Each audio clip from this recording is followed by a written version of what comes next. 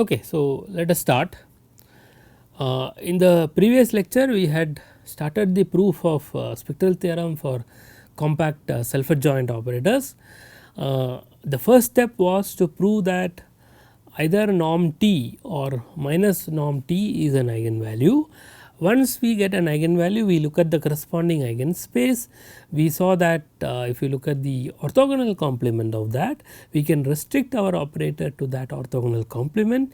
We have another self adjoint compact operator restricted to the orthogonal complement, and we can get another eigenvalue, that is lambda 2, and then we continue, right. So, in this way we had got, so let us get back to where we were. In this way we had got this sequence lambda 1, lambda 2, lambda n, such that in modulus they were decreasing, and if you look at H n to be the nth eigenspace, that is kernel of t minus lambda n, then modulus of lambda n plus 1 is the norm of the operator t restricted to the orthogonal complement of the first n eigenspaces, right. The H 1, H 2 etcetera H n are the first n eigenspaces we found, and if you look at the orthogonal complement of them, then you get the next eigenvalue, right, that is mod lambda n plus 1. Okay. So, now we can continue. So, by 1 the modulus of lambda n should converge, right. So, converges to alpha. It is a decreasing sequence bounded below by 0. So, modulus of lambda n will have to converge to some alpha. So, we claim that alpha is 0, okay. that is lambda n itself goes to 0, right, that is the only way. Okay. So, let us try to prove this. So this is an argument which works in other circumstances as well. Well, I'll leave that as an exercise to you. I'll write it down after this. Okay. So let E n belong to H n. So remember, H n is the nth eigenspace, right? That is the kernel of t minus lambda n, such that norm E n equal to 1. Right. So you take a unit vector from the corresponding eigenspace. So okay. So remember that T E n equal to lambda n E n, right. Then, well, we have proved that if I take different vectors or eigenvectors corresponding to different eigenvalues, they are orthogonal to each other, right. Then E n will be orthogonal to E m if n is not equal to m, right. So these are orthogonal vectors, okay. Now what are ENs? ENs are norm 1 vectors, right, and T is compact, right. So since T is compact, there exists a subsequence, there is a subsequence T E n j that converges, right, because T is compact, ENs are bounded. So if I look at T E n, I will have a convergence subsequence, right, that is equivalent to being compact, okay. So converges to, let us say, H, some H in H, okay. So that means norm of T E n j minus H goes to 0, okay. Now let us, because we also know that E n j's are eigenvectors for T and they are orthogonal to each other, okay. So there is a way to compute this. So let's do this, but note that certain things can be computed. So but note that norm of T E n I minus T E n j, well, what is this? This would be lambda n I E n I, right, because that comes, E n I comes from the corresponding eigenspace, minus lambda n j E n j. This is what happens if you go to subsequences. There are these indices which are somewhat irritating, but if you expand this, this is the norm square of difference of two vectors, but the vectors are orthogonal to each other, Okay. Then and Eni and Enj have norm 1. So, this is simply lambda Ni square plus lambda Nj square, okay, and that is greater than or equal to 2 alpha square, right, because we are looking at mod lambda and converging to alpha, right. But what do you know about this guy? This is a subsequent, we have the T and J converging, right. So, I am looking at the Cauchy difference, right. So, this will have to go to 0, has to go to 0, which means that 2 alpha square is 0, right. So, all this implies that alpha is 0. Okay. So, if you look at the proof, you will realize something, okay, which is what I will give as an exercise. So, exercise essentially the same argument proves. So, prove that the only possible accumulation point, so that is the limit point, accumulation point of the eigenvalues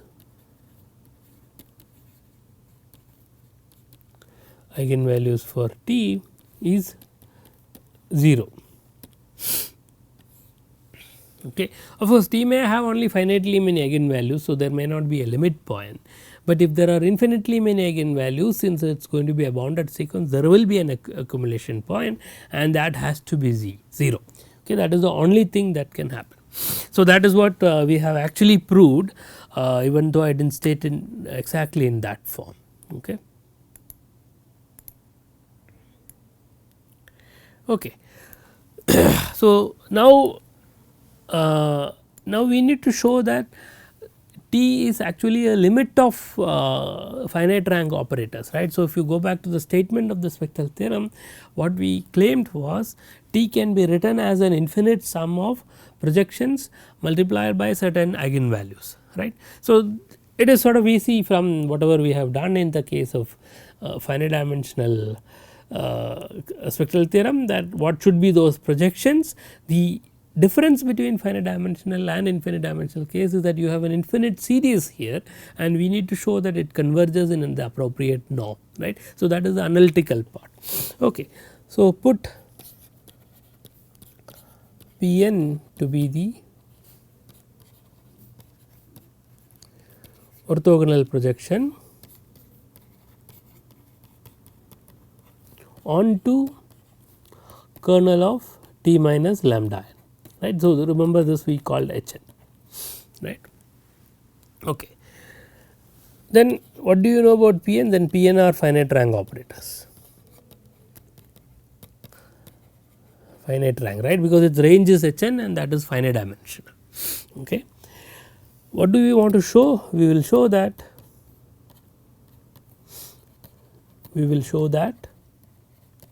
summation lambda j pj, j going from 1 to n. So, these are summing up the projections, right, that will converge to our operator T in the operator norm.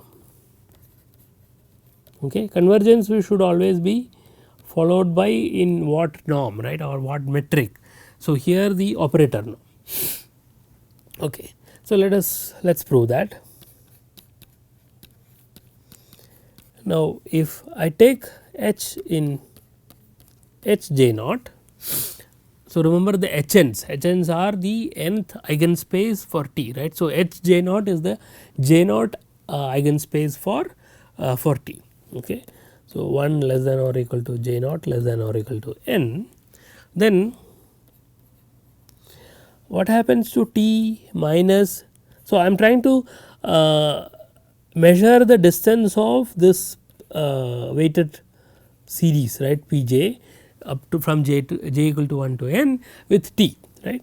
So, I need to compute its norm. So, I look at the action of this operator on H. Where is H coming from? H is coming from Hj naught. So, keep this in mind that I have H1 direct sum H2 etc. direct sum up to Hn. So, because in n I take only that many and I am looking at projection to these spaces and then summing up, right, direct sum various other things, right, this is the remaining part. So, if H is coming from one piece here, then on that particular eigenspace Pj naught will act like lambda j naught and all the others will be 0, right, because projection is to the P1 is projection to H1. So, if j naught is not equal to 1 then that projection acting on H will be 0, right, and so on, and T acting on H is just lambda naught times H, right. So, this is equal to 0. Okay. If H is orthogonal to H1 direct sum H2 etc. direct sum Hn, then Pj H is 0 for every j, right, up to n, right, because the projections go only to these spaces, right. So, if I take something from here then Pj H is 0, right, for every j less than equal to j n. Okay. So, now it is easy to compute the norm of whatever is remaining. Hence, if I look at norm of T minus j equal to 1 to n lambda j p j, right, this thing, right, because of this if I look at this is going to be equal to what, because it is 0 on this space H1 direct sum H2 direct sum etc. The norm will be simply computed on the orthogonal computer, right. So, that is just T restricted to H1 direct sum etc. Hn, right, and take the orthogonal complement, take the norm. Okay. But this in our notation is the n plus 1th eigenvalues modulus, right, and this we have just proved that goes to 0. Okay. So, that is all is there, right. So, in the norm we have lambda j p j summing from j equal to 1 to n converging to T, right, in the operator norm. Okay. So, that is the, so you can write, so we can write T equal to summation j equal to 1 to infinity lambda j p j, right, with convergence in the operator norm.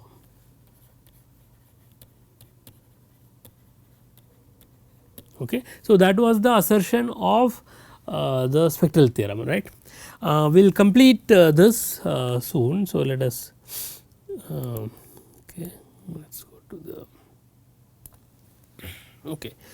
Now, we can write, so remember we have these Hns, the Hns are nth eigenspace.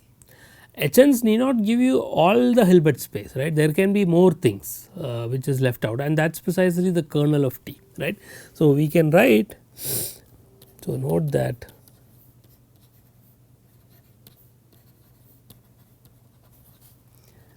we may write the Hilbert space H to be H1. So, maybe I will use a slightly easy notation here. So, I look at all the Hns and take the sum of them. This need not be all of the Hilbert space, there can be more things left, right. So, let us write this direct sum, let us call whatever is remaining H0. Okay. Now, since, so the way we have constructed all this, if I look at T restricted to H0 and the norm, this is going to be less than or equal to norm of T restricted to anything bigger than that, right, for any n, okay, and this is mod lambda n plus 1 which goes to 0, right. So, that means T restricted to H0 is 0 or H0 equal to kernel of T, right. Okay, all the other eigenvalues are assumed to be non-zero. Of course, if it hits 0 after finitely many state, then of course, whatever is remaining is 0, right. So, it has only finitely many non-zero eigenvalues and the orthogonal complement which is the kernel. Okay. So, that is how H looks like. So, just to keep that in mind, your Hilbert space H looks like H1 direct sum H2 direct sum etc. that is an infinite thing, direct sum kernel of T, right. This is how it looks like. So, if you write out the metric, so so that this is just to compare with whatever is there in the case of finite dimensional situation, the matrix of T. So, when I say matrix of T, that it has to be appropriately, it is going to be an infinite by infinite matrix, right. It is going to look like, so I will have lambda 1, well I have finitely many lambda 1s, right. I do not know how many times this lambda 1 will get repeated, that is the dimension of kernel of t minus lambda 1, right. And then I have lambda 2 and so on, right, and so on, and so that is how, and there may be a 0 at the end, right. So, end meaning at the infinite space, right, that is how it looks like, right. So, it is a diagonal method. So, this is what you mean by diagonalization, right. So, choosing orthonormal basis for H1, H2, H3 and so on will give me this expression for the matrix of T. Okay. So, that is how a compact self adjoint operator should look like. In the case of finite dimensional case, you have a finite n by n matrix with diagonal elements, and the diagonal elements are precisely the eigenvalues. The 0 also is an eigenvalue there, okay, that is the kernel. In the case of infinite dimensional operators, the 0 need not be an eigenvalue, but it may still have kernel. If there is kernel, of course 0 is an eigenvalue, but the eigenvalues will still have to go to or converge to 0. Okay. So, it is better to keep a very simple example in such just so that you can try out whatever exercise you see, check whether it is true on this. So, you take, so let us say example, consider L2 of n, right. So, I have the orthonormal basis, one of the standard orthonormal basis we use is E1. Well, what is E1? E1 is 1 0 0 0 0, right. L2 of n meaning all sequences which are square summable, right. E2 is 0 1 0 and so on, right, and En, right. What is the operator? T E k equal to 1 by k E k, right. So, with respect to the orthonormal basis E k, you see that this is 1 half 1 by 3 etc., right, that is your matrix. Okay. 0 is not an eigenvalue, okay. The eigenvectors are simply those E k's, you can check that. So, 0 is not an eigenvalue, but it is compact, okay, because you have 1 by, the eigenvalues are going to 0, right. So, if I cut it, so one way of proving this is compact is to cut it at a finite space. So, you will have 1, 1 by 2, 1 by 3 and so on up to n, and then put zeros after that. Then it becomes a diagonal operator with finite rank, right, because the image will contain only the span of the first n vectors, and that of course converges to all of t, because if you look at the, so that is precisely the proof of summation lambda j p j converging to t, right. So, if I, so maybe I can demonstrate that. So, if I look at so let us say T j to be equal to 1 1 by 2 up to 1 by j and 0 0 0, okay. Okay.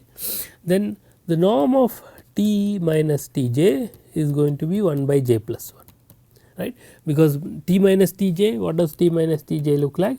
T minus T j is, well, it is 0 0 0 and it starts from only j plus 1, right, 1 by j plus 2 and so on, right. And if I look at those diagonal entries, maximum of that is going to be the norm, right. That is one good thing about diagonal matrices and so on, right, and this will go to 0. But T j is a finite rank operator, right, finite rank operator, and so it is compact. So, T will also compact, right. So, this implies T is compact, and what we have proved is any compact self adjoint operator essentially looks like that, except that this 1 1 by 2 1 by 3 etc., there can be finitely many 1s and then there are finitely many 1 by 2s and so on.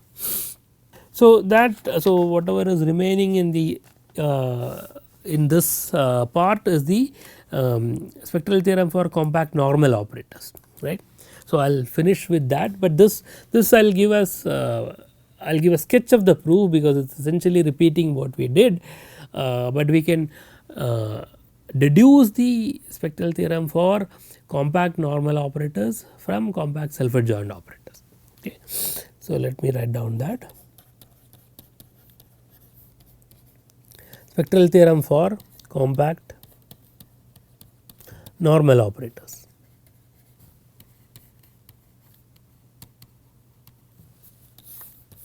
Okay. So, yeah, the statement is going to be essentially the same, except that the eigenvalues need not be real anymore, right, because these are going to be complex eigenvalues.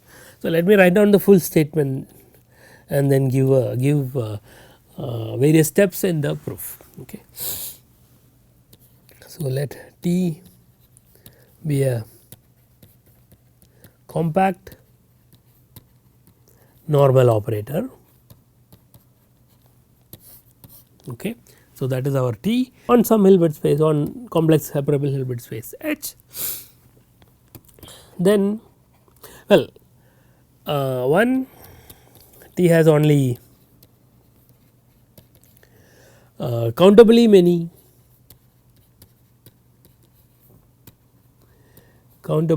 distinct eigenvalues.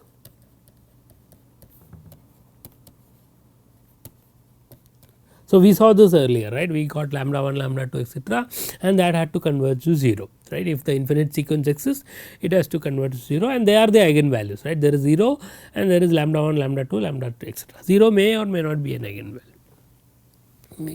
2, if lambda is not equal to 0, is an eigenvalue,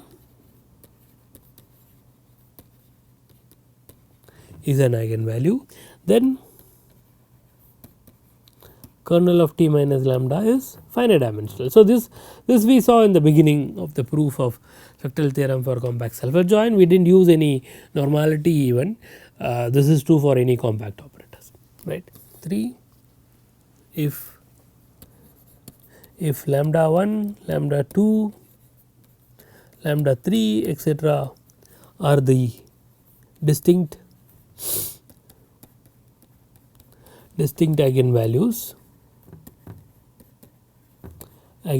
for T, okay, and Pn. So, just like what we did in the case of compact self adjoint, we can define these projections, because remember that if T is normal, the distinct eigenvalues corresponding to distinct eigenvectors corresponding to distinct eigenvalues are orthogonal, right. So, you can define these orthogonal projections Pn orthogonal projections onto kernel of T minus lambda, and remember these are finite dimensional spaces, right, kernel of T minus lambda, and then, well, they are orthogonal Pn Pm equal to Pm Pn equal to 0. That means eigenspaces with different eigenvalues are orthogonal, right. We saw this in the case of normal operators even without compactness.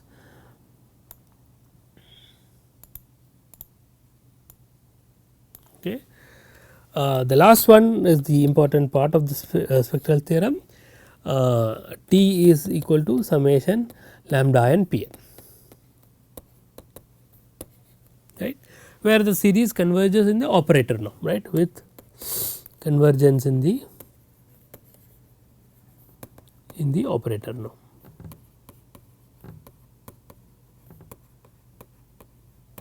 Okay.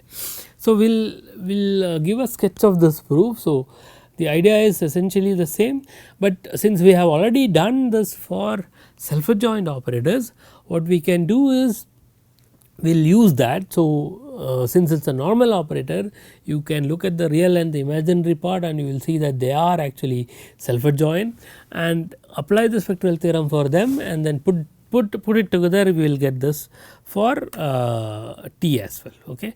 So, proof will be somewhat sketchy, because in any case these are things you are supposed to know. The new things will start from the next lecture onwards. Okay. So, proof, write A equal to T plus T star by 2.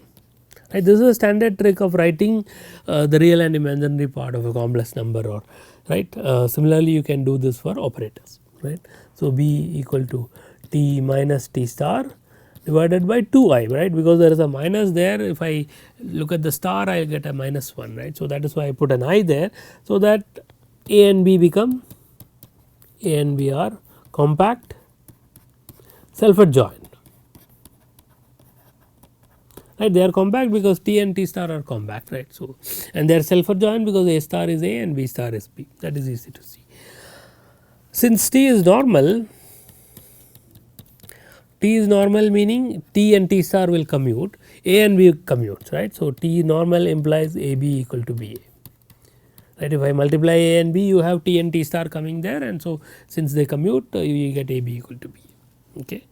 So, this is all is there, and more importantly T equal to A plus I B, right. So, once I have this A and B, A is, so take A is a compact self adjoint operator. We have proved spectral theorem for that. So, I have eigenvalues for A, etc., etc., but A and B commute. So, any eigenspace of A is preserved by B. So, and eigenspaces are finite dimensional. So, you can apply the finite dimensional spectral theorem for B there, and you can diagonalize B. So, now you can diagonalize, since they commute, you diagonalize them simultaneously. So, you have done this for finite dimensional case probably. If A and B are normal operators and they commute, you can diagonalize them simultaneously, precisely what we are going to do in the infinite dimensional case. Okay. So, let us quickly do that. Apply spectral theorem for A. Okay. So, I can write the Hilbert space H to be direct sum H n, right, and direct sum kernel of A. Okay. What is H n? H n is one nth eigenspace for A. So, that is kernel of A minus, let us say alpha n, where alpha 1, alpha 2, alpha 3, etc., are eigenvalues of A, right. They in modulus they keep decreasing, right. They are distinct eigenvalues of A. So, this is what we just proved, right, because A is compact and self adjoint. Okay. Now, since, so this diagonalizes only A, it does not diagonalize D. Okay. We need to diagonalize B appropriately, that is adapted to the diagonalization of A. We need to diagonalize B as well to get a diagonalization for T. Okay. Since AB equal to BA, it follows that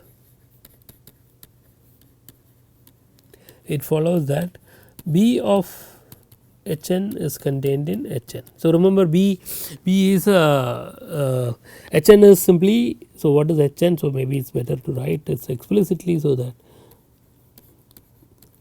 Ax equal to alpha n x, right. So, if I take an x here and I look at Bx, I want to say Bx is also there, right. So, I look at A of Bx, so that is Bax equal to alpha n times Bx, right. So, Bx is also an eigenvector for A with eigenvalue alpha n. So, it has to be in this, right. So, that is all we are saying, but remember the Hns are finite dimensional as well, you do not need that, but you can apply the finite dimensional spectral theorem now.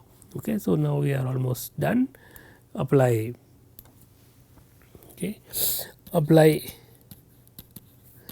finite dimensional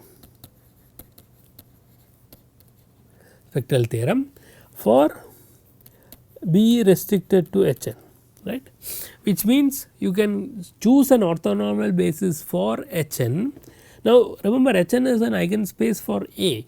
Whatever vector you take from Hn, A simply acts like multiplication by alpha n, right. So, it does not matter what orthonormal basis you choose, A is going to act like multiplication by alpha n. But by the spectral theorem for B, we have an orthonormal basis where B acts like multiplication by its eigenvalues, right. So, both A and B will act like diagonal operators on Hn, and you can do this for all of these pieces, right. So, okay, so let us, okay, so choose, so get orthonormal basis using spectral theorem for B, you get a orthonormal basis for Hn. So, we are going to have a bad notation, okay, but that is we can't avoid this.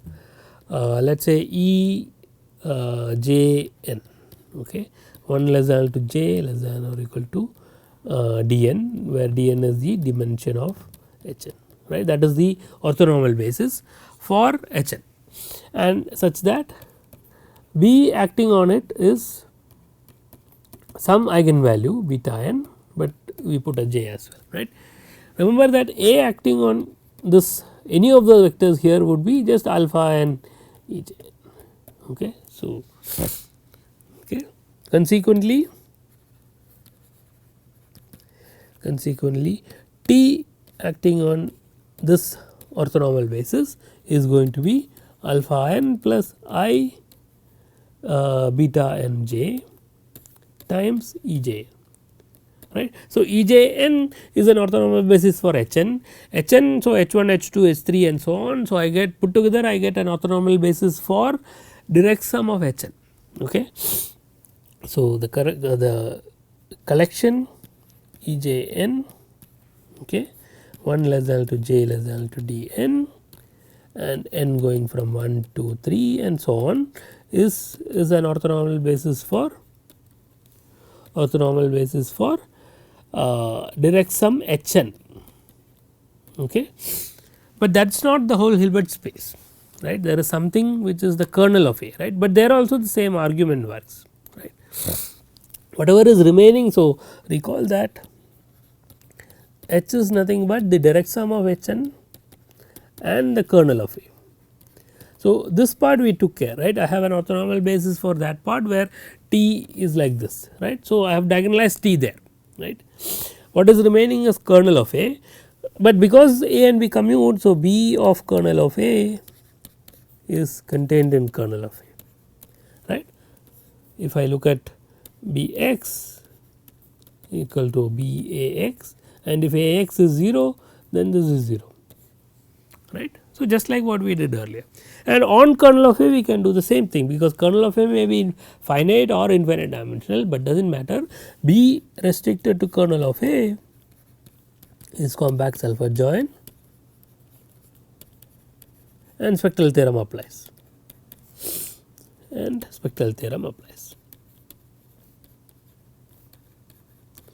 right, compact self adjoint.